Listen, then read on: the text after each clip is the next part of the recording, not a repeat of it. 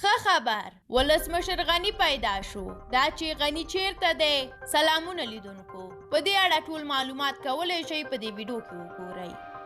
د متحده عربي اماراتو د بهرنیو چارو وزارت اعلان کړی دی چې افغان ولسمشر محمد اشرف غني له خپلې کورنۍ سره په دې هیواد کې میشت شوی دی.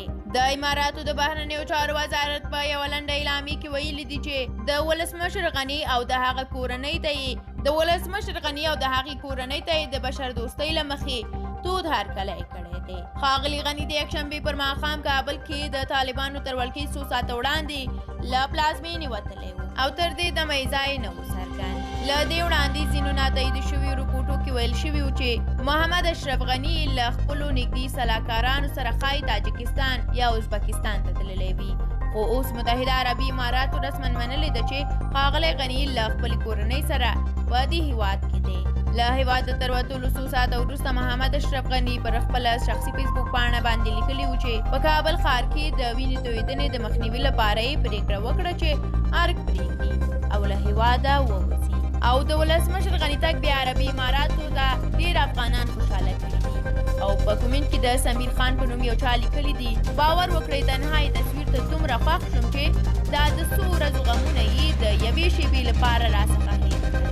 او عزیز صافي لیکلي دي چې یا الله ستا لکونه ځله شکر په خیر سره رسېدلی دی. د بدبینه د خدای زړه ژوند او بل افغان چې خوشحال نوري نومیږي له عربي متحده ایالاتو څخه یې مننه کړې او لیکلي دي چې په لیدو یې ډېر زیات خوشحاله شوم.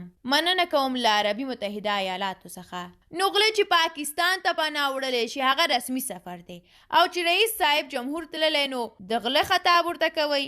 همدغه سړي ته به بیا ضرورت پیدا کړئ. همدارنګه د ګڼ شمېر افغانانو ترڅنګ بیا زخمي بهر افغان لیکلي دي چې قربان دې شم محبوب ولسمشره، ته دې تل سرلوړی او بریالی اوسې. ژوند بابا جانه.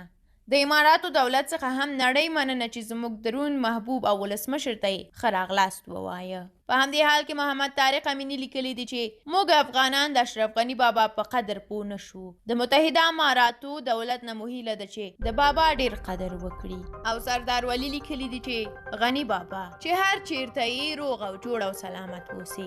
خلک دې د لیدو په ارمان مړه شول. ښه دی چې د روغتیا او سلامتۍ خبر مو درته واورېده. ژوند او د ډاکټر کائنات په نوم له فیسبوک پاڼې څخه کومنټ راغلی دی او غني ته یې لیکلي دي چې په ژوند دې ورته قدر وکړئ. موږ افغانان اکثره د مړو قدر کوو، د شهید ډاکټر نجیب څومره ارمان کوو، هسې نه چې بیا وخت تیر وي. همدا بابا و چې وطن د آبادۍ په لور روان شو، خو دا ځان ته دی او وحشي ځناور او خاینین ډېر دي، خو ورځ د حساب شته.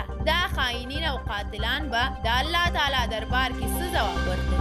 په زرګونو یتیمان د دې د لاسه پاتې دي. الله تعالی بېشکه چې انصاف کوي او دا ټول وحشیان او قاتلان به د جهنم اخري طبقې ته غورځول کېږي. همدارنګه لاندې مطیع الله شیرزاد لیکلي دي چې بابا موږ وبخه، موږ افغانان ستا په قدر پوه نه شو. د افغانانو خوشحالۍ ستا په شتون کې وه، نه شتون دې ډېر درد راکړ. بابا ژوند دې د ښکلا غواړم. بابا دا وطن داسې بې سرنوشته مه پرېږده. ستا راتلو ته افغانان په انتظار دي. همدارنګه د سباون سبا په نوم یو وطن دوسته افغان کومنټ کې لیکلي دي چې په ژړا مو درپسې اوښکې ګریوانونو ته راورسېدې. ستا په قدر اوس خلک پوه شول. څومره لویه هڅې، الله دې حفاظت او ساتنه وکړه. لیونۍ مینې دې خلک لیوني کړي. هره ورځ مې دا ویډیو ګورم چې تا ویل چې قدر مې ونه کړی ارمان، اوس د حقیقت کې ارمان راغی. او اخري کومنټ کې هم رحمت الله مصدق لیکلي دي چې دا چې ډاکټر صاحب په متحده اماراتو کې دی، خو په دې کې شک نشته چې غني څومره محبوبیت په نړیواله سطحه لري. نو له دې کبله د سعودي پاچاهۍ یو اپارتمان هم ورته ډالۍ کړی دی چې خپل ژوند پکې مخته یوسي. په متحده اماراتو کې د سالک هغه طرحه چې د غني په لاس متحده اماراتو ته ورکړل شوې او په ورځ کې په لکهاو درهم له دې لارې د اماراتو حکومت ته راځي، نو له دې کبله ورته زیات احترام لري. خو افسوس په افغانانو شه چې لا هم ورپسې پروپاګند کوي. دا چې رحمت الله مصدق په دې کومنټ کې څه لیکلي وو، رښتیا دي او که رښتیا نه دي په دې اړه به وروسته خبر شو له معتبرو سرچینو څخه. له تاسو هم ډېره مننه چې دا ویډیو مو تر پایه ولیده. دا د خلکو خپل شخصي نظرونه وو چې موږ له تاسو سره په دې اړه شریک کړل. تاسو هم خپل نظرونه را سره په کومنټ کې شریکولی شئ. د لا ډېرو ویډیوګانو د لیدو لپاره زموږ یوټیوب چینل در سره سبسکرایب کړئ. تر بیا او بلې ویډیو الله